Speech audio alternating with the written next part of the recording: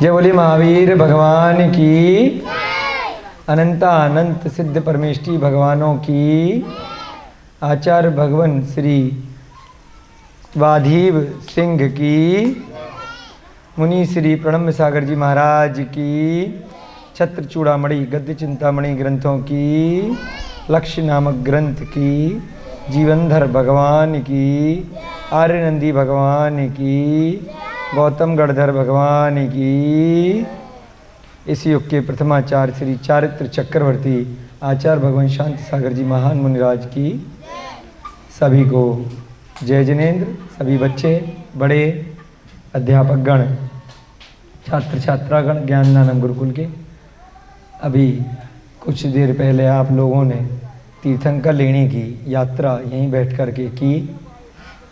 नेमिनाथ भगवान का वहाँ पर अति प्राचीन बहुत ही मनोरम सुंदर जिनालय जो धरती में से निकल कर के बाहर आया है, आज भी गोमई नदी के अंदर 56 जिनबिंब वहाँ पर विराजमान है। एक गुफा में नेमिनाथ तो दूसरी गुफा में नमीनाथ भगवान वहाँ पर विराजमान है। ओके, अच्छा, ऐसे तीर्थंकर लेने की यात्रा आपने अभी काफ़ी देर तक वहाँ पर करी, बड़ा अच्छा लगा। बहुत अच्छे से ध्यान मग्न होकर के आपने उसके साक्षात दर्शन किए। यहाँ पर शायद फ़ोटो भी लग रही है ना? हाँ, ये फ़ोटो भी लग रही है तीर्थंकर लेनी भगवान की। आज उत्तम आर्जव दिवस दस लक्षण पर्व में तीसरा दिन है। क्रोध, मान और तीसरी माया कषाय, मायाचारी के विपरीत आर्जव धर्म। आज के दिन आप प्रयास कीजिएगा अपने जीवन में, कितना भी कभी भी ऐसा निमित्त आए, परिस्थिति आए, मायाचारी करने के भाव आए, तब भी मायाचारी नहीं कीजिएगा। किसी को भी धोखा मत दीजिएगा, क्योंकि मायाचारी करने से अगले भवों में त्रियंच गति में भी गमन करना पड़ सकता है।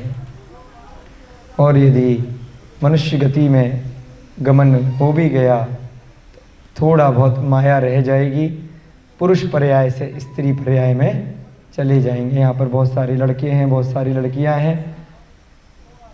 तो ऐसा भी आया है कि स्त्री पर्याय में थोड़ी बहुत पर्याय के कारण से माया रह जाती है। बहुत सारे नाटकों में और फिल्मों में भी दिखाया जाता है ना, घर घर की कहानी और सब चीज़ें। तो स्त्रियां आपस में थोड़ा थोड़ा सा घर में कुछ न कुछ मायाचारी करती रहती हैं, खाने पीने में, घर की राजनीति में। तो इसलिए थोड़ी सी रह जाती है।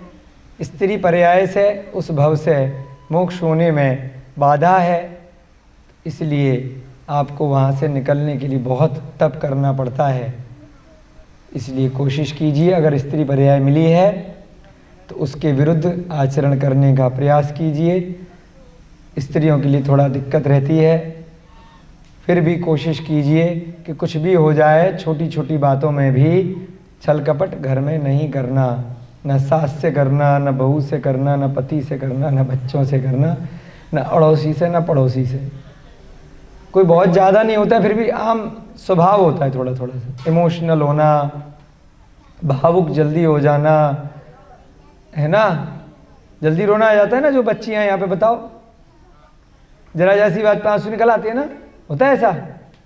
और लड़के बताओ, हाँ भाई ये तो लड़की है कि लड़का पता ही नहीं चलता हमें शिखा, है ना, लड़की हो ना तुम, तो तुम जल्दी रोना आ जाता है, नहीं आता है? आ जाता है। और लड़के कौन कौन है? बड़े बच्चे। हाँ भाई पवन हीरो कहाँ है? ये तो रोता ही नहीं, इसको तो कभी देखा ही नहीं हमने। सोता है क्लास में लेकिन रोता नहीं है। और कौन है लड़के यहाँ पर? थोड़ा थोड़ा सा स्वभाव में रहता है, जल्दी गुस्सा आ जाता है लड़कों को, है ना, कठोर होते हैं स्वभाव में थोड़ा। तो इसलिए आज का दिन जो मायाचारी के विरुद्ध है, तो सभी लोगों को ध्यान रखना है, चाहे पुरुष हैं चाहे स्त्री हैं, कि उनको मायाचारी कभी भी नहीं करनी है। व्यापार करते हैं, उसमें जानबूझकर धोखाधड़ी कर देनी, हिसाब किताब में हेर फेर कर देना, है ना। कोई भी असत्य बोलना, मायाचारी, असत्य, ये सब चीज़ें एक साथ हो जाती हैं कई बार।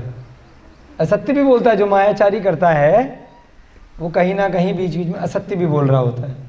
इसको घूमने वाले पे कर दो, कोई बहुत नहीं, इसमें बेटा आवाज़ तेज आएगी, है ना। हाँ, थोड़ा सा घुमा दो बेटा उसको। हाँ, डिस्टरबेंस होता है, पहले कर लिया करो सारे काम। तो क्या बात चल रही थी? मायाचारी की। तो हमें आज उत्तम आर्जव के दिन प्रयास करना है कि हम ऐसे कार्य नहीं करें कि जिससे हमारे अगले जन्म में या इस जन्म में हमें उसके दुष्परिणाम प्राप्त हो।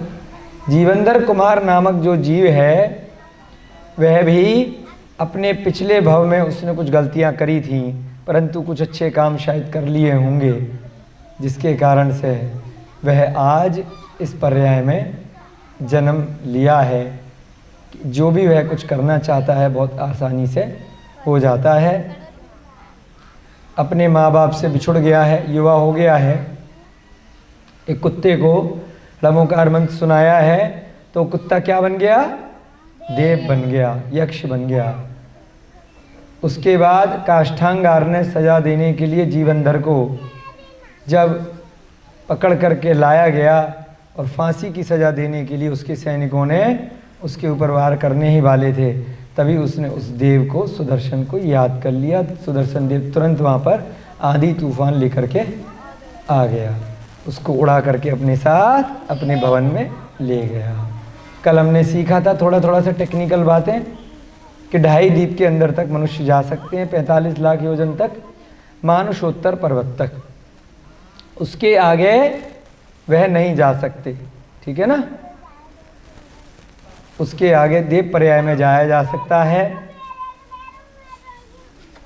उसके आगे तिरंज गति के जीव भी कहीं कहीं किसी किसी स्थान पर अलग अलग टापुओं पर रहते हैं, वह भी वहाँ पर जन्म ले सकते हैं। मनुष्य नहीं जा सकता मानुषोत्तर पर्वत के आगे, इसीलिए वहाँ तक की सीमा को 2.5 दीप 45 लाख योजन में मनुष्य लोक कहा गया।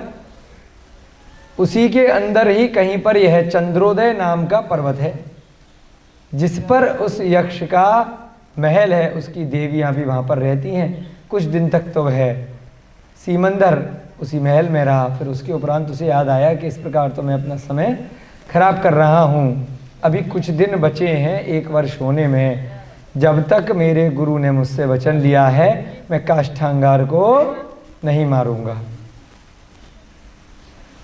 तो अब क्या किया जाए? समय है, कोई काम नहीं है, अपन क्या करते हैं? खाली बैठे क्या करें? शुरू करो, अरे शुरू करो देव दर्शन, बोलो शुरू करो भगवान के दर्शन लेकर प्रभु का नाम। अंताक्षरी थोड़ी खेलते हैं अच्छे बच्चे ज्ञान दानम गुरुकुल के। तो ऐसे ही सीमंदर भगवान है, उनके पास समय है, खाली बैठे हैं तो क्या करें अभिषेक जी? अभी अभी बनाया हमने ये ऐसी विचार आता है कई बार कि अपन लोग अब अच्छे अच्छे बच्चे, तो हमें क्या करना चाहिए? जब खाली बैठे हैं तो चलो 24 ही पढ़ेंगे, भगवान का नाम लेंगे, 24 तीर्थंकरों के चिन्ह याद करेंगे, हिंदी में याद है तो प्राकृत में याद करेंगे, है ना, संस्कृत में याद करेंगे। भैया जी क्या करते हैं अभिषेक भैया? जब भी खाली बैठे हो यहाँ बैठ करके भक्तांबर इनका चालू हो जाता है। ऐसे होता है सदुपयोग भव्य जीवों का। कभी भी हमने इनको खाली नहीं देखा, कोई भी खाली समय कभी भी मिलेगा रात तक तो कुछ ना कुछ, या अब भक्तांबर याद हो गया, इनको रट गया है तो अब वर्धमान स्तोत्र याद कर रहे हैं, वो भी याद हो गया होगा भैया, अभी कुछ रह गया है। तो ऐसे समय का सदुपयोग करना चाहिए। हम भी क्या करते हैं, जब समय मिलता है, कोई काम नहीं होता, कोई सुनने वाला नहीं होता तो कोई पुस्तक ले लेते हैं, चलिए स्वाध्याय करते हैं बैठ करके, है ना। अलग अलग व्यक्ति की अलग अलग रुचि होती है, परंतु धर्म ध्यान में वह प्रवृत्ति होनी चाहिए।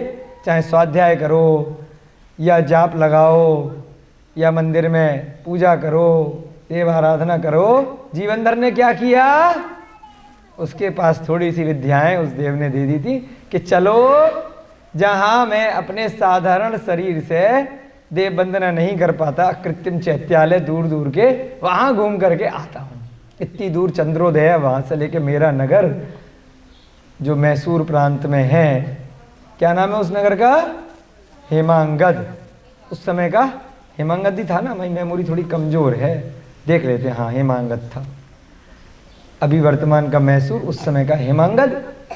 चलो बड़ी दूर है, टाइम बहुत है, वहां जाएंगे। अभी 1 साल हुआ नहीं है, फालतू में सैनिक वैनिक को पता चल जाएगा। सैनिकों ने अपनी जान बचाने के लिए क्या कहा कि भैया हम उसे मार आए हैं, कहीं एकांत में जाके कहीं फेंका है खड्डे में उसकी लाश को। तो राजा ने खूब इनाम दिया। अब अगर वहां पे देख लिया तो राजा ऐसे भी सैनिक को भी दंड देगा और इसको भी टाइम खराब करेगा। चलो तब तक 1 साल नहीं हुआ तो घूमने चलते। मार्ग में पहुंचे तो एक मरुस्थल मिला। वहां पर सारे पशु पक्षी बड़े प्यासे थे, बहुत दिनों से बरसात नहीं हुई थी, कोई नदी नहीं थी।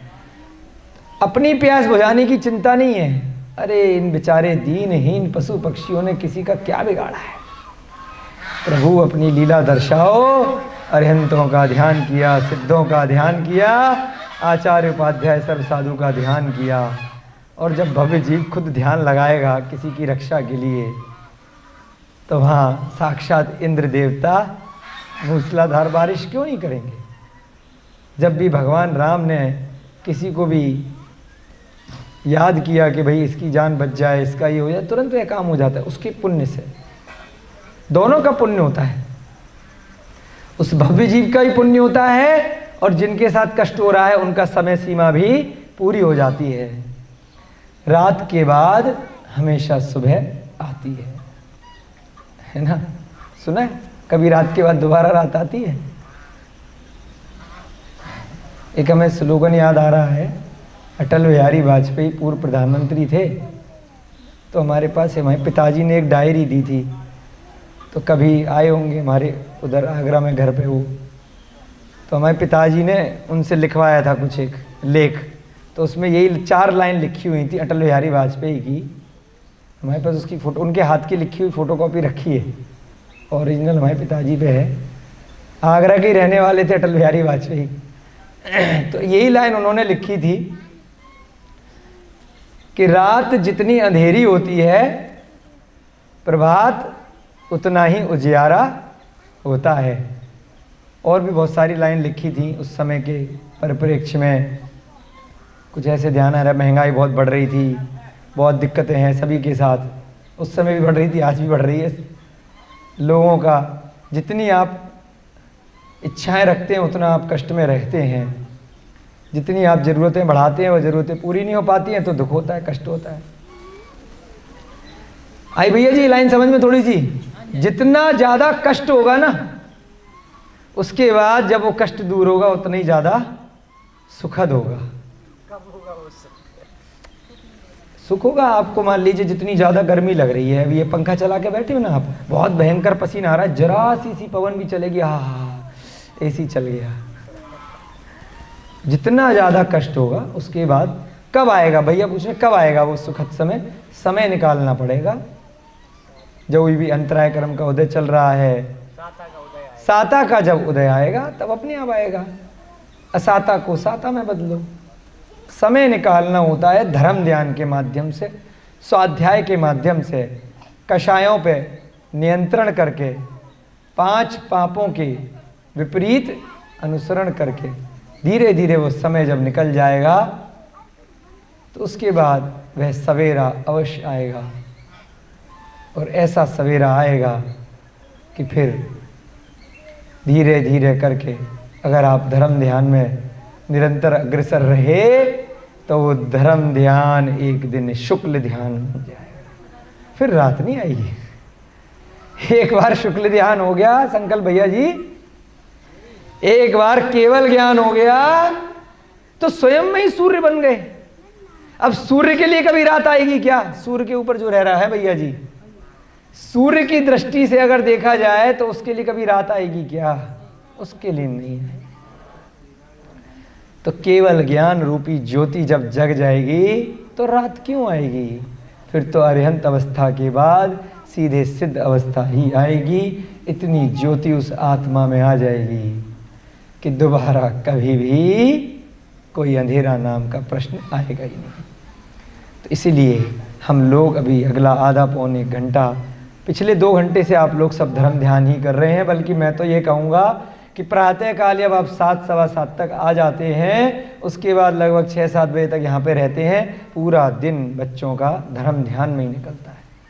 चाहे वो खेल रहे हो, कूद रहे हो, कुछ भी सुन रहे हो, तब भी अधिकतम समय धर्म ध्यान में ही जाता है। कर्ण इंद्रिय के माध्यम से, कभी वचन इंद्रिय के माध्यम से, कभी काय के माध्यम से, मन वचन काय, कुछ ना कुछ धर्म में ही प्रवृत्ति बनी रहती है। चाहे सीख रहे हैं, चाहे सिखा रहे हैं, चाहे खेल कूद रहे हैं, क्योंकि खेल कूद में भी धर्म की चीज़ें भैया जी लोग यहाँ पे गुरुजी सिखाते हैं। तो जरूर आप लोग भव्य जीव हैं, इस भव में न सही तो निकट भव में, किसी न किसी भव में हम और आप सभी उस केवल ज्ञान रूपी ज्योति को अपनी अपनी आत्मा में जगाएंगे। ऐसी भावना हम यहाँ पर उस जीवनधर भगवान के चरित्र में कर रहे हैं कि जैसे ही उन्होंने अरिहंतों को, सिद्धों को याद किया, मेघ वर्षा होने लग गई, उन सब की तृप्ति मिटा करके आगे बढ़ गए। उनका भी समय ठीक हो गया। अपने कर्मों की वजह से वह सभी पशु पक्षी भूखे प्यासे थे, वर्षा नहीं हो रही थी। और जैसे ही जीवनधर भगवान अपने गृहस्थ पर्याय में वहाँ से निकले, उन्होंने भगवान से विनती करी, इन पशु पक्षियों की प्यास बुझा दो। उनका भी समय, वह असाता का समय साता में आ गया। दोनों के कर्मों का अच्छा है। उन्होंने ऐसी विनती करी। पहले भी आपको बताया था कि जो समाधि कराता है, जो संलेखना कराता है, उसको भी पुण्य मिलता है, और संलेखना जिसकी होती है तो उसका भी उस समय पुण्य का उदय आया होता है, जिस कारण से उसको नमोकार मंत्र सुनने का अवसर प्राप्त हो जाता है। कोई जीव वहाँ पर आ जाता है जो उसको अंत समय में समाधि करा देता है। सारे लोग इतने मरते हैं, सबको तो नहीं अंत समय में उनकी वेदना कम हो जाती है। इतने बड़े बड़े अरबपति खरबपति हॉस्पिटल में वेंटिलेटर पे मर जाते हैं, सारा पैसा रखा रह जाता है। जितना खर्च कर पाते हैं वह अपने ऊपर नहीं, उस डॉक्टर के ऊपर खर्च कर देते हैं, हॉस्पिटल को दे जाते हैं। कोरोना में भी बहुत मरे, उससे पहले भी मरते हैं, बाद में ही मरते हैं कैंसर इत्यादि रोगों से। जितना कमाया था उसका अभक्ष्य पदार्थों को सेवन करने में पहले खराब किया, शराब इत्यादि पी, किडनी फेल हो गई, है ना। और अंदर कौन कौन सी चीज़ें होती, किडनी चेंज होती है, और क्या चेंज होता है, वो ट्रांसप्लांट, गुर्दा चेंज होता है, न जाने क्या क्या चेंज कराते हैं। वो कौन चेंज कराते हैं? कभी सुना है बिना शराब पीने वाले का कभी किडनी और गुर्दा फेल हो गया क्या? बिना मांस खाने वाले का? जो जैसा खाते हैं पहले भी बर्बाद करते हैं और बाद में बहुत कष्ट में रहते हैं। थोड़ा सा आनंद उस सिगरेट, बीड़ी, पान, तंबाकू, शराब, मादक पदार्थ, ड्रग्स में थोड़ी देर का अल्प आनंद प्राप्त होता है। हमें तो मालूम नहीं, जो लोग झूमते हैं बताते हैं जन्नत के दर्शन हो रहे हैं। भैया जी आप क्या जाने हैं? कर लो भैया जन्नत के दर्शन, पहले यहाँ होंगे, फिर हॉस्पिटल में होंगे, फिर नरक में होंगे। वो जन्नत है कि जहन्नुम है वो तो आप ही जानोगे, हम थोड़ी जानेंगे, है ना। तो यहाँ पर जीवनधर भगवान ने उन पशु पक्षियों के ऊपर बहुत करुणा दिखाई और उसके बाद आगे बढ़ गए। धम्मो मूलो दया, दया धर्म का मूल है। जीवों की रक्षा करना ही दया है। कोई अगर पूछे ना कि भैया जैनी बना रहे हैं यहाँ पर बिठा करके, जैनी नहीं बना रहे हैं, दया सिखा रहे हैं कि सब बच्चे और बड़े दया करें, और दया ही धर्म है। धर्म सिखा रहे हैं। कोई लड़ रहा है मेरा धर्म प्रधान, कोई कह रहा मेरा धर्म प्रधान, मैं तेरा मंदिर तोड़ूंगा, मैं तेरी मस्जिद तोड़ूंगा, मैं तेरा गुरुद्वारा तोड़ूंगा, मैं तेरा चर्च तोड़ूंगा। युद्ध हो रहे हैं दुनिया भर में। उनमें से जो दूसरे का धर्म तोड़ रहे हैं वह स्वयं का धर्म तो जानते ही नहीं है, आत्मा का धर्म तो जानते ही नहीं है। तेरा तोड़ करके मैं महान बन गया, तूने मेरा तोड़ दिया, तू महान बन गया। लड़ रहे। एक आंकड़े आए थे विश्व में अब तक, चाहे पहला विश्व युद्ध, दूसरा विश्व युद्ध, तीसरे का कगार है, उससे पहले भी जितने भी युद्ध राजा महाराजाओं के छोटे छोटे बड़े हुए हैं उसमें 90% युद्ध आज भी जो हो रहे हैं और पहले भी भूतकाल में हुए हैं, उनको नाम धर्म युद्ध दिया गया, है ना। वो जमीन युद्ध नहीं थे, वो किस चीज के युद्ध थे? एक सिकंदर का युद्ध आया था बस, वो जमीन जायदाद के लिए, अपने राज्य की सीमा बढ़ाने के लिए। बाकी सारे युद्ध मेरा धर्म तेरे धर्म से श्रेष्ठ है, तो दूसरे धर्म को मानने वाला है, इसलिए मैं तुम सबको मारूंगा, तुम्हारी स्त्रियों पे अत्याचार करूंगा। चाहे कश्मीर का युद्ध हुआ हो इस काल में, चाहे भारत पाकिस्तान का भी वर्तमान में लोगों को याद हो,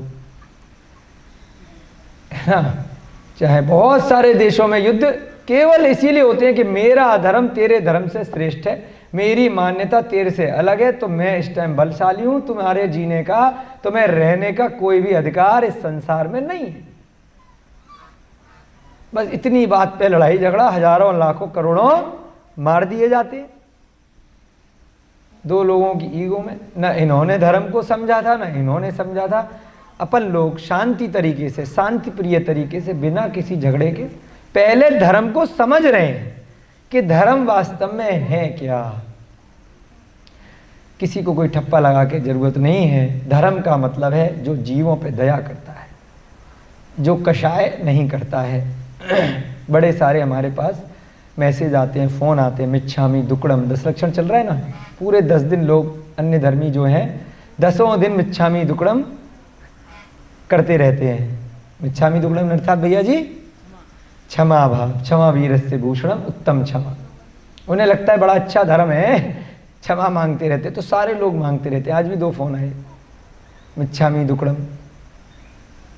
तो प्रतिदिन 10 दिन हम क्षमा मांगते हैं, यही धर्म है। और इसके अलावा क्या है जैन धर्म? कि गलती करो या ना करो, पहले हाथ जोड़ करके क्षमा मांग लो, उसकी कषाय कम कर दो। तो यही सच्चा धर्म है। अब आगे के इस अध्याय में, आज की कक्षा में, प्रणब मिश्र महाराज जो वर्तमान समय के बड़े अच्छे मुनि महाराज हैं, 4 प्रश्न आप बच्चों से पूछ रहे हैं। जिन बच्चों को पता है वह उसके उत्तर देंगे, नहीं पता है तो हम यहाँ से पढ़ करके और अपने ज्ञान से आपको बताएंगे। पहला प्रश्न, क्या देव लोग भी ऐसा मित्रवत व्यवहार मनुष्य के साथ करते हैं? बताओ। बिल्कुल करते हैं। चलिए, आप बच्चों को कुछ फ़ोटो दिखाना भूल गए थे, वे फ़ोटो दिखा देते हैं, फिर आगे का प्रश्न आंसर पढ़ेंगे। एक फ़ोटो यहाँ पर है, सिंहासन है और नीचे का सिंहासन पे व्यक्ति बैठा है, ऊपर वाले पे तो देव बैठा है, क्योंकि देव अपने सिंहासन पे नहीं बिठाता किसी को। उनके रत्नमयी सिंहासन होते हैं, उनके अपने रहते हैं। दूसरा आसन मनुष्य के लिए उसने बिठाया है। नीचे कौन बैठा है पास में ही? हाँ, जीवंदर भी बैठा है, ठीक है ना। वह साधारण कपड़ों में है और देव अपने देव वाले कपड़ों में है। एक यहाँ पर और फोटो है, हाथी घोड़ा बंदर सब दिख रहे, ऊपर से बारिश हो रही है और नीचे आप भी देख लो भैया जी, है ना। ये कौन सी घटना है? जब मेघ वर्षा करा, है ना। तो इस प्रकार से चित्रों से भी बहुत सारी विषय वस्तु समझ में आ जाती है। हाँ, प्रश्न था, क्या देव लोग ऐसा मित्रवत व्यवहार मनुष्य के साथ करते हैं? अरे बिल्कुल करते, तभी तो उसने किया है। हाँ, जो अतिशय पुण्य के धारण करते हैं उन धर्मात्मा का देव लोग भी इस तरह स्वागत सरकार करते हैं। हर एक किसी का नहीं करते। किसका करेंगे? आप सबका करेंगे क्या? अरे ऐसे मत बोलो बच्चों, आप सबका करेंगे क्या? दोबारा पूछ रहे, भावना तो करो, अभी से नकारात्मक क्यों बोल रहे हो? बिल्कुल करेंगे, अच्छे अच्छे काम करो। भाई कुत्ते की समाधि कराई थी, आपको पूरे जीवन में कभी मौका नहीं मिल सकता क्या? किसी घायल पशु पक्षी के, आप तो अभयदानम में रह रहे हो, यहाँ तो खूब बार मिल सकता है। कितने कितने घायल आते हैं, तो बोलो हाँ, हम सब भी इतने भाग्यशाली बनेंगे। हाँ बिल्कुल, मना क्यों कर रहे हो? ये भी तो पंचम काल में ही था जीवनधर। आप और हम भी पंचम काल में, कोई दिक्कत नहीं है। आप अच्छे मन से किसी भी जीव को करुणामयी तरीके से समाधि कराइए, उसका उपचार कीजिए, उसको भोजन इत्यादि का प्रबंध कराइए। उसके बाद क्या होगा? वो जीव जब कभी अगर देव बन जाएगा और आपको कभी भी जरूरत पड़ेगी, बस उसको याद करना, हमारे एक मित्र हैं यहीं पर पास में ही, जिनके माध्यम से ये भूमि परचेज करी थी। बड़े भाई आए, हम तो मित्र ऐसे ही बोल देते हैं, हम सब बहुत बड़े हैं। आते रहते हैं यहाँ पर।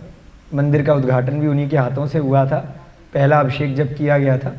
प्रवीण भैया जी हैं, यहीं पास में ही उनका ऑफिस है नोएडा में। तो एक दिन ऐसी चर्चा हो रही थी, स्वाध्याय कर रहे थे, बड़े स्वाध्यायी उनके पिताजी मुनि महाराज हैं, नमी सागर महाराज, मतलब अब तो मुनि महाराज बन गए और ये गृहस्थ में है।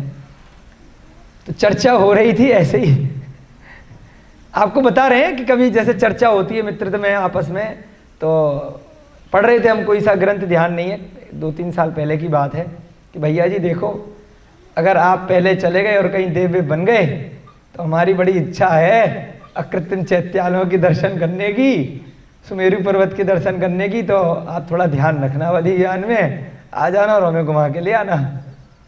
यही बात उन्होंने हमसे बोली। भाई जब देव बन जाएंगे तब तो जाएंगे, बात की बात है, मनुष्य बन के देव वाली चीज देख के आओ ना, तब मजा है ना। क्यों अभिषेक भैया जी?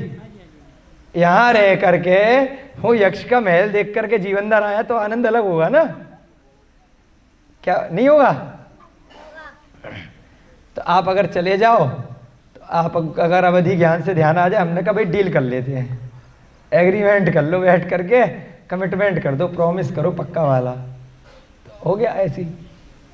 तो ऐसे ही कई बार बातें होती है ना, जब पढ़ रहे होते हैं तो मन में आती है कि चलो जी कर लेते। तो आप बच्चे लोग भी, आपके लिए बता रहा हूँ ये घटना, कि कभी अगर स्वाध्याय अच्छे से करो, दिल को छू जाए, तो आपस में जो आपकी पक्की सहेली हो, पक्का सहेला हो, है ना, तो ऐसे डील करना कि भाई देख, तेरे पास कभी कोई देव आ जाए तो अकेले अकेले कृत्रिम चैत्यालय घूमने मत जाइयो, मुझे भी साथ में लिवा के ले जाइयो, है ना। दोस्ती निभाओ तो ऐसे निभाओ ना कि सुमेरु पर्वत की दर्शन करा दो, सुना सुना तो बहुत है कथाओं में, है ना, एक बार दिखा तो दो कहाँ पर है, ढाई देव के अंदर कहीं सीमंदर भगवान बैठे हैं, दर्शन करवा दो समोसरण में ले जा करके, तो देव ले जा सकता है, कोई दिक्कत नहीं है, वो चाहे तो। लेकिन डील करनी पड़ेगी, ऐसे ही नहीं आएगा टाइम पास करने अपना, क्योंकि उसको असंख्यात भवों का अवधि ज्ञान है पिछले। तुम्हारे जैसे कितने होंगे, जब आप देव बन जाओगे ना तो खाली ये भव याद नहीं रहेगा संकल्प भैया जी, आप सोचो, आपको इससे पिछले भी हजारों भव याद आ जाएंगे। तो उसमें अब लगता है ना यार, मैं उसकी इतनी फेवरेट पत्नी थी, अब वो इतना अच्छा अच्छा धर्म करते थे, आए नहीं अभी तक, स्वर्ग में चले गए होंगे, लौट के क्यों नहीं आए? क्यों नहीं आए अभिषेक भैया जी बताओ?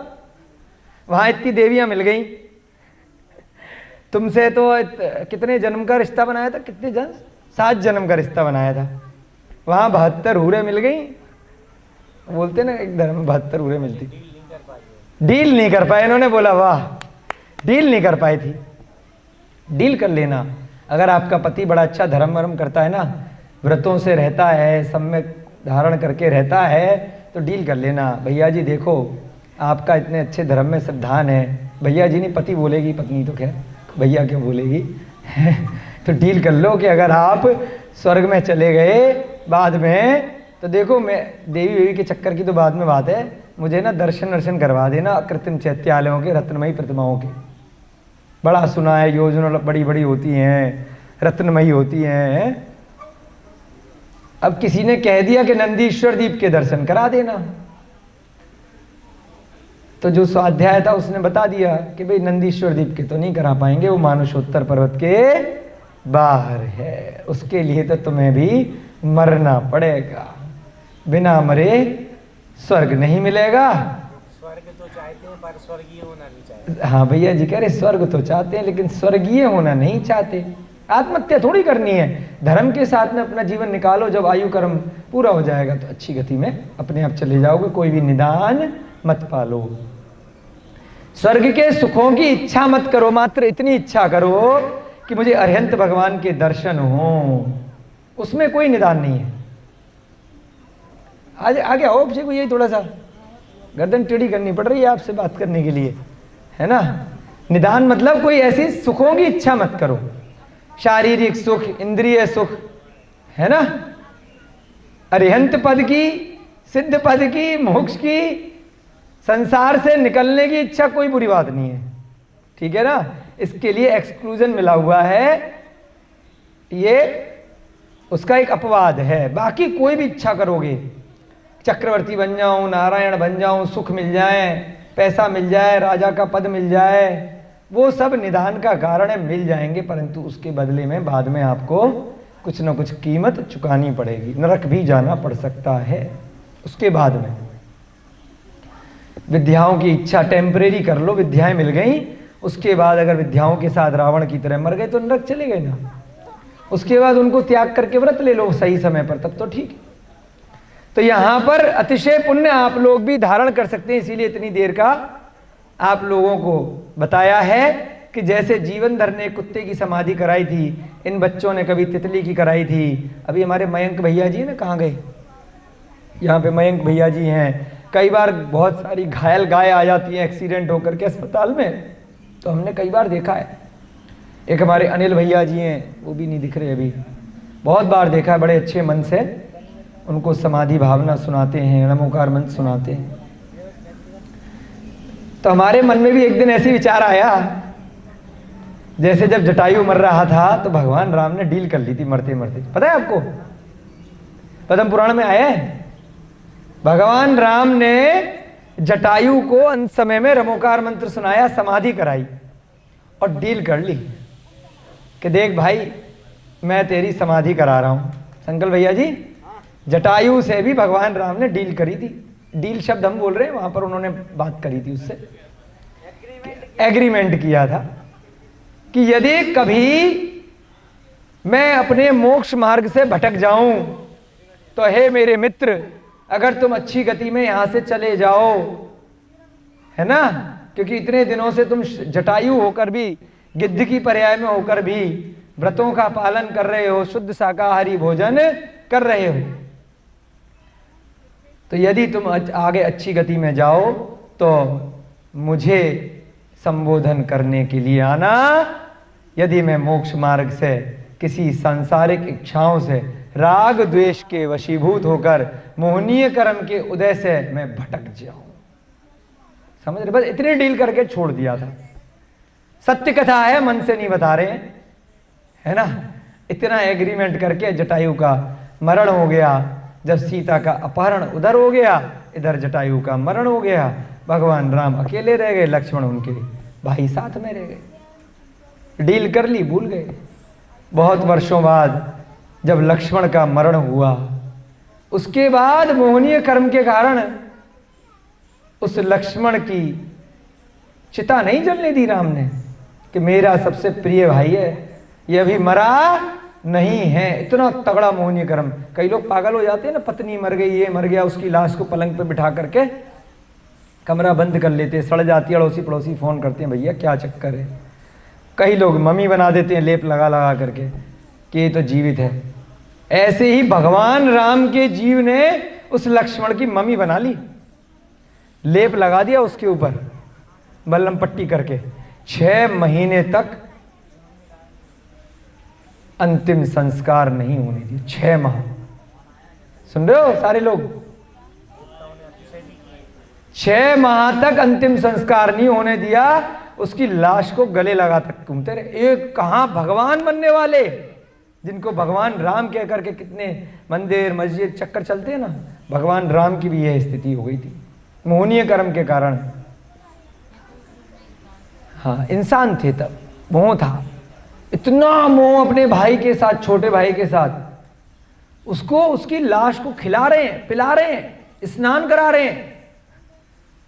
जब 6 माह पूरे हुए, उस जटायु के जीव को स्वर्ग में जाकर अवधि ज्ञान में झटका लगा। याद नहीं किया था, यहां पे क्या किया था जीवनधर ने, याद किया था तो तुरंत आ गया। उन्हें ध्यान ही नहीं ना मोह में कि मेरा एक दोस्त ऊपर चला गया, बैठ गया होगा कहीं जाकर के, जटायु का जीव, याद ही नहीं किया।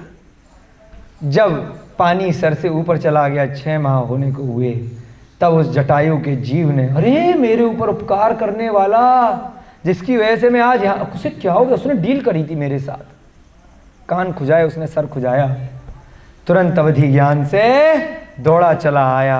किसी की नहीं सुन रहे थे वो भगवान राम उस समय, सारे नगरवासी, अयोध्यावासी, उनकी माँ सब समझा रहे थे, किसी की नहीं मान रहे थे। मेरा भाई मरा नहीं है, तुम झूठ बोल रहे हो, सोया हुआ है, निद्रा में है, अभी जाग जाएगा, है ना, थोड़ी तबीयत खराब है, नींद में है, जाग जाएगा, अभी जाग जाएगा, कोई दिक्कत नहीं है। लाश सड़े नहीं इसलिए लेप लगा दिया, है ना, ऐसे केमिकल अभी लगा दिए, मान लो औषधियां इत्यादि लगा दी थी।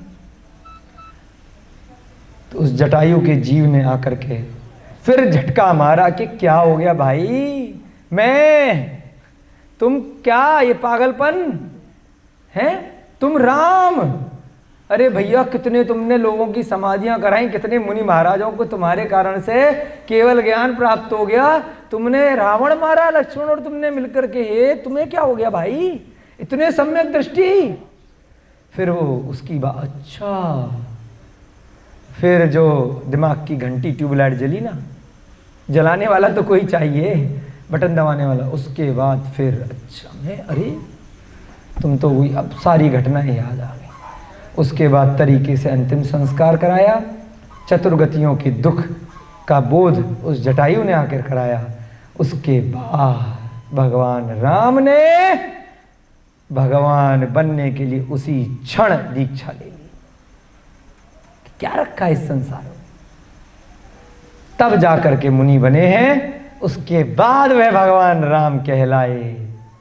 केवल ज्ञान प्राप्त किया, इतना तप किया, घनघोर तप, कि सीता का वह जीव अच्युत सागर में जाकर के जो देव बन गया है, वर्तमान में है, उसका आसन हिल गया। अरे मेरा पूर्व जन्म का पति ये क्या कर रहा है, क्यों कर रहा है तप, डिस्टर्ब करती हूँ, चलो जा करके चेक करती हूँ कि इसका तप सही है कि नहीं। जैसे मेनका आके नाची थी ना विश्वामित्र के आगे, ऐसे ही स्त्री पर्याय को दोबारा उस सीता के जीव ने देव पर्याय से आकर स्त्री बन गई।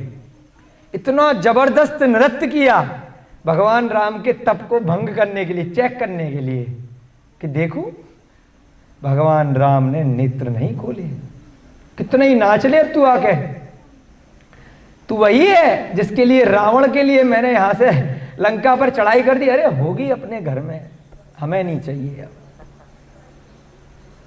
खूब जबरदस्त नृत्य किया सीता ने आकर, लेकिन नेत्र नहीं खोले और उसी क्षण उनको केवल ज्ञान प्राप्त हो गया, भगवान बन गए उसी भव से। इसीलिए हम आज उनको बोलते हैं भगवान राम की जय हो। भगवान राम को समझो तो सही, लड़ने से थोड़ी कुछ होगा। पहले भी अच्छे काम किए थे, थोड़े समय के लिए भटक गए मोह के कारण से। हम और आप ना भटकें, हम भी ऐसे जीवों की समाधि कराएं। कभी भी कोई भी हो तो जैसे वे कुत्ते का जीव जीवनधर के पास आया, हमारे पास भी आ सकता है। और हमने अगर उस कुत्ते के साथ में मनी मन डील कर लिया, बोल दिया कि भाई कृत्रिम चैत्यालय के दर्शन करा लियो, तू जिस महल में जाए, अगर वह मध्य लोक में महल हो तेरा, मनुष्य पर्याय में मुझे भी घुमा करके ले आना, एक बार देखना चाहूंगा कि कैसा होता है देवों का महल। सुना सुना है, पढ़ा पढ़ा है, प्रत्यक्ष देख करके आऊंगा। बस डील कर लेना। अरे इसमें कोई नुकसान थोड़ी है, कोई पैसे तो लग नहीं रहे। कहीं पर लॉटरी खेलनी हो, 10 रुपए देने हो, तब 100 रुपए की लॉटरी लगनी है तो बात अलग है, कुछ देना थोड़ी है। आपने अच्छे अच्छे भावों से उसकी समाधि कराई, उसका रोग दूर किया, उसके बाद एक शब्द बोल देना। हम भी पूरी पूरी कोशिश करते हैं कि भाई कभी ऐसा हो तो कर देना। यहाँ पर एक कुत्ते का मरण हुआ था अभी कुछ माह पहले, अपना प्रिय था जारवेश, उसकी समाधि अच्छे से कराई थी। तो हमने बोल दिया था उसको कि भाई अच्छी गति में जाइयो, तो कभी अगर मन कर जाए हम लोगों को, सब ज्ञान दानम गुरुकुल के बच्चों को एक साथ अपने रथ में बिठा करके अपने विमान में अकृत्रिम चैत्यालयों की वंदना करा करके ले आइयो। अगर जारवेश जी कहीं देव बन गए हो, सुन रहे हो तो ले आना भाई, है ना, सबको घुमा करके ले आना। 10 लक्षण पर्व में बोल रहे हैं, जहां पर भी हो विनती कर रहे हैं तुमसे। देव तो बन गया होगा, पूरे जीवन में कभी भी उसने मांस नहीं खाया, किसी जीव को हानि नहीं पहुंचाई, है ना, कभी उसने यहाँ तक कि वीगन बन के रहा, कभी दूसरे पशु का दूध भी उसने नहीं पिया। कहीं से भटक गया था तो यहाँ बचाया था, 3-4 वर्ष 5 वर्ष रहा यहाँ पर, बड़े अच्छे से उसकी समाधि हुई, नमोकार मंत्र सुनते हुए। सारे लोग थे पूरे गुरुकुल के और बड़े लोग। जीवनधर ने सिपाहियों से बचने के लिए यक्ष देव का स्मरण क्यों किया? अब प्रश्न आया, जीवनधर ने क्यों यक्ष देव को बुलाया? उन्होंने यक्ष का स्मरण तत्काल आपत्ति से बचने के लिए किया था। जो मित्रवत हैं उनका स्मरण करने में कोई बाधा नहीं है। आप भी तो कहते हो जब पिताजी खटाक, मम्मी, कौन कौन चिल्लाता है? बताओ, हाथ खड़ा करो, सच सच, ये देखो। तो जब पिताजी ठोके होते हैं तो तुरंत मम्मी याद आती है, नहीं आती है इमरजेंसी में? तो ऐसे ही वो तो वीर था, लेकिन उसे वचन याद आ गया कि मैं इनको मार नहीं सकता, क्योंकि ये तो बेचारे अपने राजा के आदेश का पालन कर रहे हैं। काष्ठांगार को नहीं मार सकता क्योंकि मैंने अपने गुरु को वचन दिया है। तो अपने मित्र को याद करता हूँ, वो यहाँ पर कुछ ऐसा करेगा, कुछ जादू टोना दिखाएगा और मैं यहाँ से निकल जाऊँगा। कोई बाधा नहीं है। अगर पिताजी आपकी पिटाई लगाएं तो मम्मी को बुलाने में कोई बाधा नहीं है, ठीक है ना? भगवान जिनदेव के अलावा किसी को स्मरण नहीं करना चाहिए, फिर ऐसा क्यों कहा जाता है? चलिए, ये भी एक प्रश्न आया कि मेघों की वर्षा के लिए तो उसने जिनदेव को याद किया था, अरिहंतों को याद किया था, और यहाँ पे अपनी रक्षा के लिए देव को याद कर लिया। उसने सीधे जिनेंद्र भगवान को याद क्यों नहीं किया? उत्तर आया, इसमें कोई दोष नहीं है। पहले किसी देव की सिद्धि करो, फिर उससे अपना काम लेने के लिए उसका स्मरण करो या उस पर निर्भर रहो, यह कार्य अनुचित है। क्या कहा? बहुत अच्छी बात बताई है मुनि श्री प्रणब सागर महाराज जी ने अपने सच्चे ज्ञान के आधार से। यह कार्य लिखा अनुचित है। कौन सा कार्य? ध्यान से सुनो इस लाइन को दोबारा से। अपना कोई काम निकालने के लिए, क्या काम? कि ये मुझे बहुत परेशान करती है, इसकी मृत्यु हो जाए, ये गरीब हो जाए, ये अपाहिज हो जाए, इसको धन का नुकसान हो जाए, या इसको बहुत सारे घोर दुख हैं, है ना? इस कारण से क्या किया? भूतों की सिद्धि करने के लिए शमशान में चले गए, किसी तांत्रिक के पास में चले गए, पैसे दिए, कुछ बली वली दिलवाई, उल्टे सीधे काम करे, शराब वराब पिलाई, और मंत्रों की साधना से कुछ दुष्ट दैत्यों को बांध लिया और उसके बाद इसके ऊपर चढ़ा दिया परेशान करने के लिए। उसके फल से क्या हुआ? ये परेशान रहने लग गई, रोग हो गए, बहुत दिक्कतें आ गई, सर पीटने लग गए, मृत्यु भी हो सकती है, धन का नुकसान हो सकता है। तो ये अनुचित है। स्वयं के धन लाभ के लिए देवों की सिद्धि करी, बहुत मंत्राराधना करी, और किस कारण से? मुझे धन प्राप्त हो जाए, मुझे ऐसी विद्याएं प्राप्त हो जाएं जिससे मैं अनिष्ट कार्य करूं, मैं बुरा बुरा व्यवहार करूं, मैं लोगों के साथ में दुष्टता करूं। तो यहां पर उसके लिए मना बताया। अगर पहले से ही कोई देव आपका मित्र है, जैसे जटायु का देव बताया, यहाँ कुत्ते का देव बताया, और हजारों उदाहरण आपको मिलेंगे अलग अलग प्रतिमान योग के ग्रंथों में, तो इसमें आपने कोई सिद्धि नहीं करी अपने किसी फायदे के लिए, ठीक है ना? तो यहाँ पर कोई बाधा नहीं है। स्वयं के किसी फायदे के लिए अगर आपने किया। रावण का उदाहरण आता है कि रावण ने 21 दिन तक बहुरूपणी विद्या को सिद्ध करने के लिए धर्म आराधना करी। क्यों? कि इस सिद्धि से मैं अपने गलत कार्य में जो सीता को उठा करके लेकर आया हूं, उसके पति और उसके क्या लगे लक्ष्मण, देवर, और पूरी सेना, हनुमान जी, उनके भाई वगैरह, सीता के बहुत सारे लोग बचाने के लिए आए हैं, तो मैं उन सबको इस बहुरूपणी विद्या से मार पाऊं, बहुत सारे स्वरूप अपने रूप बना। इस कारण से उसने गलत कार्यों की सिद्धि के लिए विद्या की सिद्धि करी। विद्या तो सिद्ध हो गई क्योंकि विधि बताई थी, उस विधि से कार्य कर लिया, लेकिन वह विद्या उस रावण को बचा नहीं पाई। विद्या सिद्ध हो गई, उसके बाद भी मारा गया। आपने पढ़ा होगा, सुना होगा, कितनी भी विद्याएं थी, विद्याओं का राजा था, विद्याधर था, उसके बाद भी, इतनी बड़ी विद्या सिद्ध होने के बाद भी एक साधारण भूमि गोचरी लोगों के हाथों से मारा गया। राम और लक्ष्मण भूमि गोचरी थे, उड़ नहीं सकते थे, जमीन पे चलते थे, उसके बाद भी हवा में उड़ने वाले उस रावण को मार डाला। उसने किसी गलत कार्य की सिद्धि के लिए विद्याओं की सिद्धि करी। ऐसे अगर आप अपनी किसी इच्छाओं के लिए भगवान की आराधना करते हैं, बचपन में हम भी करते थे, एग्जाम है, प्रमुखार मंत्र पढ़ा आगरा में मंदिर में जाके तो एग्जाम में पास हो जाए, अच्छा पेपर हो जाए। हमारी माता जी ने बोला बेटा भगवान से ना कुछ मांगते नहीं, जो कुछ हमारे पास है उसको दे करके आते हैं। ये लो चावल बादाम 4-5 चीज़ों का अर्घ, और ये दे करके आते हैं, भगवान से मांगो मत, बस रवोकार मंत्र पढ़ो, और जो भी आपको संसार में सुखी रहना है तो वो अपने आप मिल जाएगा, मांगो मत। लेकिन क्या करें, नादान बच्चे हैं, मांग लेते हैं। बचपन में मांग लो, कोई बुराई नहीं है, भगवान से मांग लो। लेकिन अगर नहीं भी मांगोगे ना तो भगवान को पता है कि आप विपत्ति में हैं, आपके लिए अभी क्या ज़रूरी है, आपको एग्ज़ाम पास करना ज़रूरी है, आपके लिए रोग दूर करना ज़रूरी है। भगवान की विनती करोगे बिन मांगे भी तब भी पूरी हो जाएगी। ऐसे वीत रागी भगवान होते हैं, निर्ग्रंथ भगवान होते हैं, ना उनको कोई राग है ना उनको कोई द्वेष है। आपकी स्तुति आपके बंधन से, आपके जो भी कर्मों का बंधन आपकी आत्मा के ऊपर है वह हट जाता है, और जो भी विपत्ति है, आपका अंतराय है, आपका असाता है, वह सब दूर हो जाता है। जीवनधर को देव स्वतः आकर अपना परिचय दे करके गया था। उन्होंने उस देव की कोई आराधना नहीं की थी, स्वयं आया था कि आपके उपकार से मैं देव बनाऊं, आया था, परिचय दिया था, कोई उसके लिए उन्होंने कोई बहुत ज़्यादा तप नहीं किया था, कोई आराधना नहीं करी थी। अपितु देव ने ही आकर के जीवनधर की स्तुति पूजा करी थी कि आपके उपकार से मैं आज कुत्ते की पर्याय से निकल करके देव पर्याय में आया हूँ, आप मेरे उपकारी जीव हैं। देव ने आकर के जीवनधर की पूजा करी थी।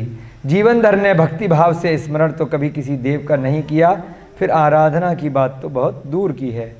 जब प्यासे पशुओं को देखा था तब उन्होंने जिनेंद्र भगवान के चरण कमलों का स्मरण किया था। इससे सिद्ध है कि मित्रवत देवों को महापुरुष ऐसी सेवा का अवसर देते हैं, ना कि उनकी सेवा करते हैं।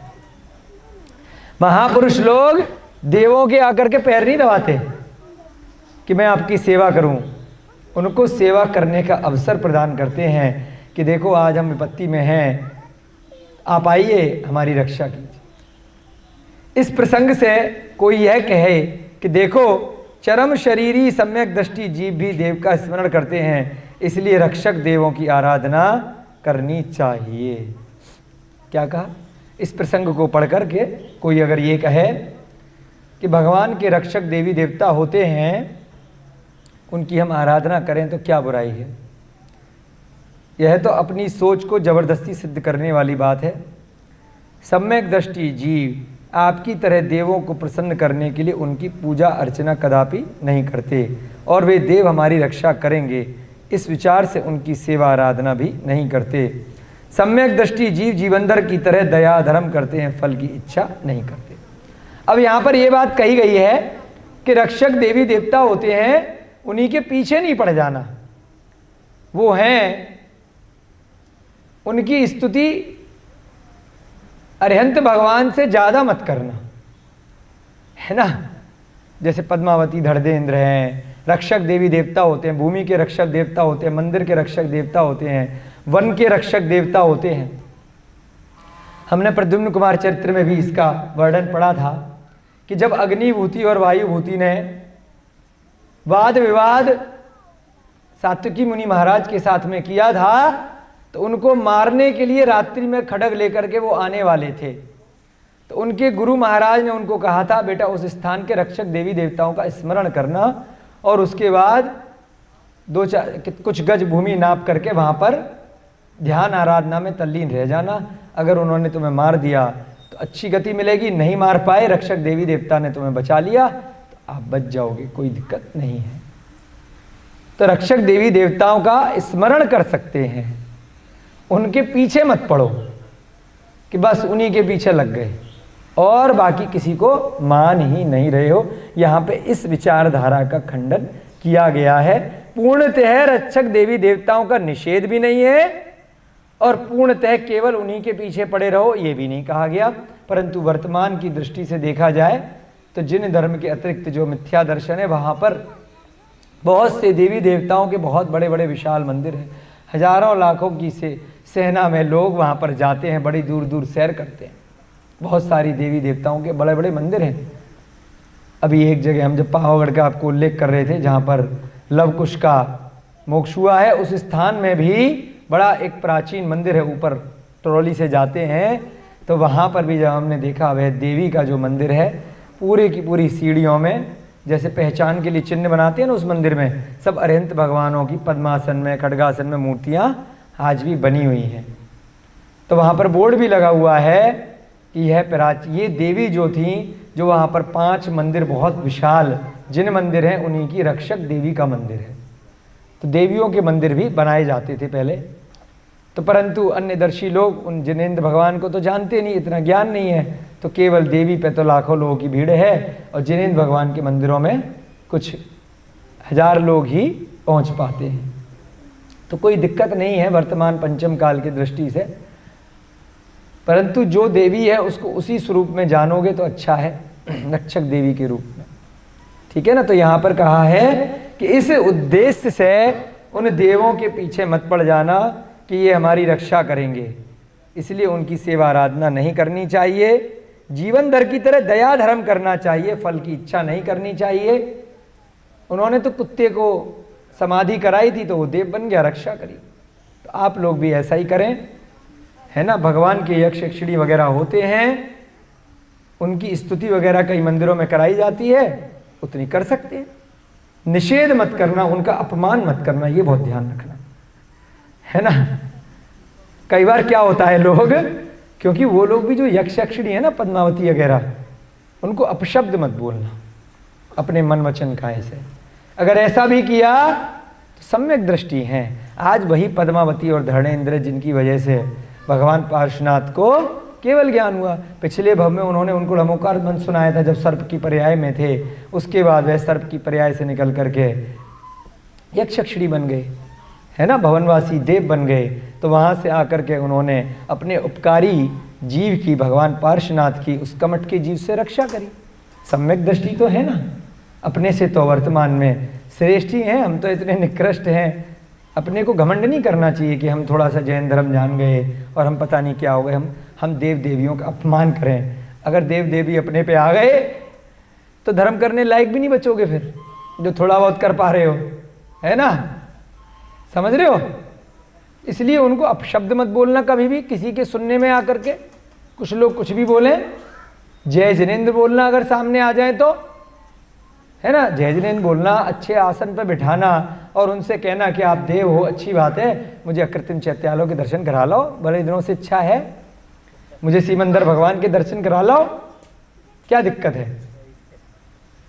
ना। कई जगह चल रहा है ये भी प्रचलन, इसलिए बोलना पड़ रहा है ना। कुछ विद्वान लोग हैं अपने ही धर्म के, अच्छे शब्दों का प्रयोग उन यक्षक्षिणी के लिए नहीं करते, अभिमानवश कि मैं तो इतना बड़ा विद्वान हो गया, और फिर उनकी गति भी अंत समय में समाधि नहीं हो पाती है, सारा अभिमान रखा रह जाता है, सारी विद्वता। तो अपने को बड़ा ही दयावान होकर के रहना है कि कम से कम वो देव तो हैं।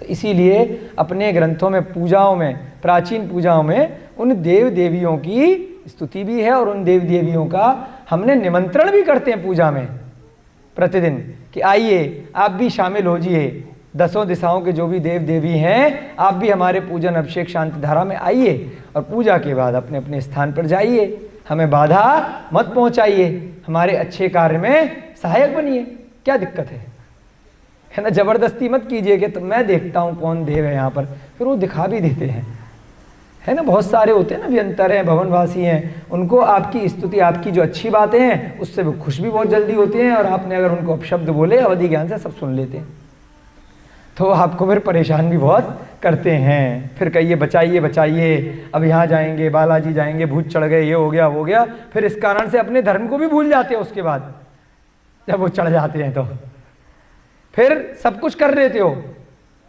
करते हैं ऐसे बहुत बार लोग। तो ऐसे काम करो, किसी को गुस्सा क्यों दिलाओ, छेड़ो मत ना, छेड़ने की जरूरत क्या है। चलिए, आपकी कक्षा का समय होने वाला है क्या, थोड़ी सी कथा आगे बढ़ लेते हैं 5 मिनट, एक पैराग्राफ 12वां अध्याय शुरू करते हैं और उसके बाद आपकी कक्षा का आज समय जल्दी हो रहा है, समाप्त करेंगे। विशाल मरुस्थल को लांघकर उन्होंने एक पर्वत देखा। अब वहां से आगे निकल गए जीवंदर। एक पहाड़ मिला, उस पर्वत के ऊपर एक अति उन्नत, उसकी इच्छा क्या थी जीवंदर की? यक्ष के महल से क्यों निकला था कि अब मैं जगह जगह जाकर के अकृत्रिम चैत्यालयों के दर्शन करूंगा। अब उसकी इच्छा पूरी होने वाली है। एक पर्वत दिखा, बार बार आवाज क्यों जा रही इसकी? उस पर्वत पर क्या दिखा? उन्नत जिनालय। जिनालय माने जिन मंदिर। जैसे कोई प्यासा मनुष्य तालाब के पास पहुंचता है, वैसे ही आदर से जीवंदर जिनालय के पास पहुंचा। आह, इतने दिन से ढूंढ रहा था कि कोई अकृत्रिम चैत्यालय मिल जाए। उस जंगल में वो जिनालय मिल गया। जैसा प्यासा तालाब के पास जाकर के खुश हो जाता है ना, पानी मिल गया है। कोई बहुत गरीब है, उसको कुछ धन मिल जाए, लॉटरी लग गई तो खुश हो जाता है ना। कोई बच्चा है पवन जैसा, उसको टॉफी मिल जाए तो कितना खुश हो जाता है, हैं? अच्छी वाली टॉफी दी जा रही है यहाँ पे, वो वाली टॉफी नहीं खिलाते अपन, अभक्ष होती है, अपन चर्चा ही नहीं करते उस टॉफी की, ना चॉकलेट की। सेब मिल जाए, चलो उसको अच्छा आम मिल जाए। आम किसका फेवरेट है? सबका। अगर आम मिल जाता है तो बहुत मजा आता है ना। तो ऐसे ही जीवनधर के लिए आम क्या है? वह जिनेंद्र मंदिर। वह उस मंदिर में अंदर गया। उसने तीव्र भक्ति से युक्त होकर भगवान अरहंत देव की यथा योग जो सामग्री उपलब्ध हो पाई थी उसी से पूजा करी। वहां पेड़ पौधों से जहां जहां से जो उसे दिव्य फल मिले वहां से उसने वह लिए जो भी सामग्री थी। भाई खाली हाथ नहीं जाते। देखो आप लोग किसी के पास जाते हो, कोई मिठाई का डिब्बा, कोई शॉल, कोई साड़ी, अपने अपने योग्य कोई गिफ्ट, कोई बुके फूलों का लेकर के जाते हो ना जाते हो, कोई लिफाफा। अब ये तो बेचारा ऐसी घूम रहा था तो क्या लेकर गया? जो भी योग्य सामग्री उसको वहाँ वन से प्राप्त थी उसे लो करके उसने भगवान की पूजा करी और मंदिर की 3 बार प्रदक्षिणा दी, मंदिर के परिक्रमा लगाई। उस मंदिर में जिन शासन की रक्षक यक्षी देवी रहती थी, देखो अभी यक्षी देवी की बात चल रही थी ना, तो साक्षात रहते हैं अकृत्रिम चैत्यालयों में। तो अवधि यहां से अगर आप शब्द बोलोगे ना तो जहां पर भी रह रहे होंगे सुन लेंगे। तो इसलिए देवियों का देवों का अपमान नहीं करना चाहिए। अभिषेक भैया जी, वहां पर उनकी यक्षक देवी रहती थी, यक्षी मंदिर में। उसने उन्हें आदर पूर्वक वस्त्र तथा भोजन प्रदान किया। देखा भैया कोई मनुष्य गति का जीव आया है, इतनी दूर पता नहीं कैसे आया है, तो क्या दिया? अरे बहुत दिन हो गए, कपड़े वपड़े अच्छे से वस्त्र दिए अपनी देवी ने, और क्या दिया? बढ़िया से शुद्ध भोजन कराया। वहां से चलकर वह पगव देश, दक्षिण भारत का एक देश है, वहां पहुंचे। वहां के नगरवासी बड़े शोकाकुल और उदास थे। जगह जगह पर दुकानों पर खड़े लोग आपस में चर्चा कर रहे थे। ठीक है, वहां से निकले, दर्शन किए बढ़िया से, भगवान को नमस्तु किया, अब आगे बढ़े। क्या एक जगह रुक नहीं रहे, क्योंकि कुछ ही दिन शेष बचे हैं 1 साल होने में, तो जितने ज़्यादा मंदिर कर लो उतना अच्छा है। अभी 3-4 दिन बाद धूप दशमी का पर्व आएगा, तो यहाँ दिल्ली में तो बड़ी दूर दूर मंदिर हैं। हम लोग जब बचपन में आगरा रहते थे तो हमारे पिताजी स्कूटर पर बिठा के ले जाते थे। पास पास मंदिर होते थे, कम से कम हमें ध्यान है 25-30 मंदिर तो एक ही दिन में कर लेते थे, शाम होने से पहले, है ना, धूप चढ़ाते चढ़ाते जाते थे। यहाँ पर भी हम गुरुजी से विनती करेंगे धूप दशमी वाले दिन अगर संभव हो अपने मंदिर के अतिरिक्त 1-2 मंदिर अगर हो पाएँ तो व्यवस्था करने की कोशिश करेंगे, है ना। इस बहाने से बच्चों को 1-2 मंदिर के दर्शन करा के लाना, ठीक है ना। अब हमने ये उदाहरण क्यों दिया कि भाई टाइम कम है, 6 बजने वाले हैं, रात हो जाएगी। हमारी मम्मी रात में खाती नहीं थी, ठीक है, हम लोग भी नहीं खाते 10 लक्षण में, अब तो सभी छोड़ दिया। उस समय की बता रहे जब छोटे बच्चे थे, तो जल्दी जल्दी से सारे मंदिर निपटाने सुबह से निकल लिए। पिताजी ने स्कूटर पे बिछाया दोनों भाइयों को, मम्मी 4 लोग आ गए, अपने दोनों लगा रहे हैं। तो ऐसे इसके पास भी समय कम है, जीवनधर के पास बहुत सारे मंदिर करने हैं भाई। अब यहां से निकल करके आगे बढ़ गए, पगव देश पहुंचे। कौन से देश? पगव देश। ये भी दक्षिण भारत में एक देश है। बहुत दुखी थे, जैसे वहां पे मरुस्थल में पशु पक्षी दुखी थे, तो यहाँ पे मनुष्य बड़े सैड सैड से थे। जगह जगह दुकानों पर खड़े लोग आपस में चर्चा कर रहे थे, चर्चा चल रही थी कि बड़ी दिक्कत चल रही है नगर में। जैसे अपनी संस्था में भी दिक्कत आ गई थी ना कि भाई बड़ी दिक्कत चल रही संस्था में, तनख्वाह टाइम पे नहीं आ रही है, तो सब आपस में चर्चा कर रहे क्या दिक्कत चल रही है, कैसे दूर की जाए। सबने अपने योग्य अपना अपना योगदान दिया, दिक्कत दूर हो गई। तो सबका धीरे धीरे सभी का अंतराय होगा, सभी का साथा चल रहा होगा संगठित रूप में। दिक्कत समय हमेशा हमेशा सबका एक साथ थोड़ी रहता है। अब ऐसे ही उस नगर में सारे लोग दुखी हैं। अब चौराहों पर, पान की दुकानों पर चर्चा चल रही है। क्या चर्चा चल रही है कि भाई दिक्कत चल रही है कोई। जीवनधर ने नगर के पूछा, भाई क्या परेशान क्यों बैठे हो, हम आए इतनी दूर से, सैड सैड क्यों लग रहे हो। ज्ञात हुआ कि यह पगव देश की राजधानी है, जिसका राजा लोकपाल है। उसकी एक पद्मा नाम की कन्या है, उसे सर्प ने डस लिया है। अच्छा, इसलिए दुखी थे, हमें लगा तनख्वाह नहीं मिल रही थी लोगों की। राजा के दुख से सारी प्रजा दुखी है। देखिए ऐसे होते हैं अच्छे प्रजावासी कि राजा की बेटी को सांप ने डस लिया है, सारे के सारे नगरवासी टेंशन में हैं कि भाई राजा को टेंशन है। पद्मा नाम था उसकी बेटी का, सांप ने डस लिया था। बड़े बड़े विषवैद्य, मांत्रिक आदि भी उस कन्या के विष को दूर नहीं कर सके। सब कोशिश कर रहे हैं, अभी मरी भी नहीं है लेकिन मरणासन अवस्था में है। लेकिन नगर का श्रेष्ठ ज्योतिषी कहता है कि कन्या ठीक हो जाएगी। वो मर भी नहीं रही है और ठीक भी नहीं हो रही है। सब बुला लिए, नीम, हकीम, वैद्य इत्यादि।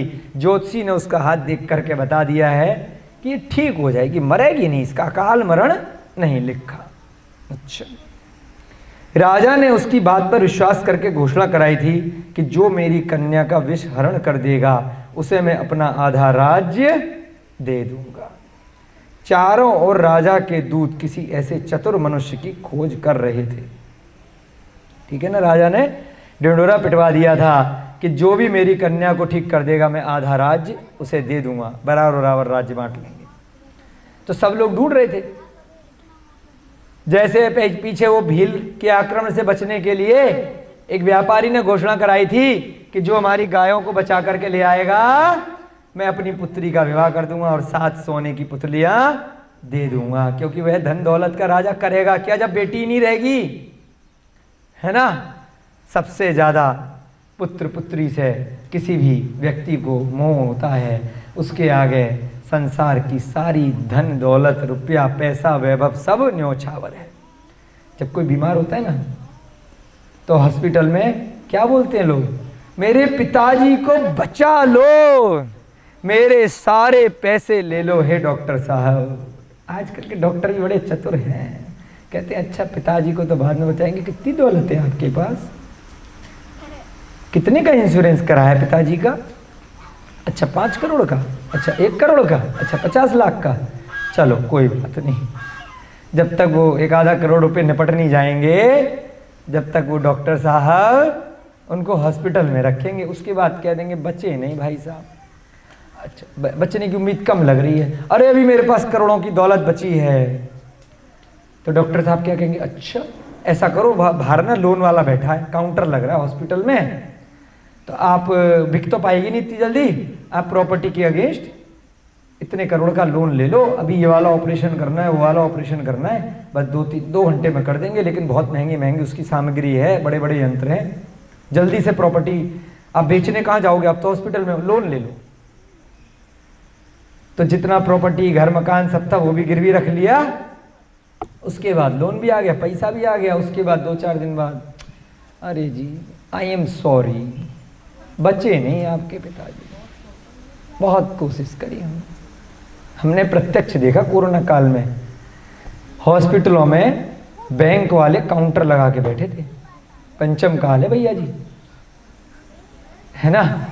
किस चीज का लोन, नाम ही रख दिया कोरोना लोन, इंस्टेंट लोन मिलेगा, प्रॉपर्टी के पेपर रखो, लोन लो, हॉस्पिटल में फीस दो। हमने कहा हाँ पंचम काल, डॉक्टर भी महान, बच्चा भी महान, अरे भैया अरिहंतों को याद कर लेता, है ना, थोड़ा सा शुद्ध भोजन करा देता, ऐसी नौबत नहीं आती। जितना कमाया जीवन भर में पिताजी ने उतना वह डॉक्टर को दे आया। या तो चोर ले जाएंगे या वर्तमान समय के डॉक्टर ले जाएंगे।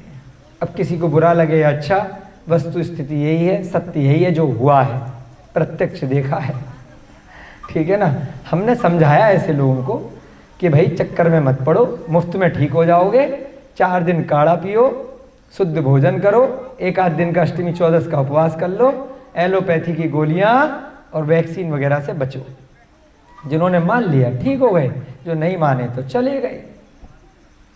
जिनको ज़्यादा जल्दी थी वो जल्दी चले गए। दिक्कत क्या है, जल्दी थी ना।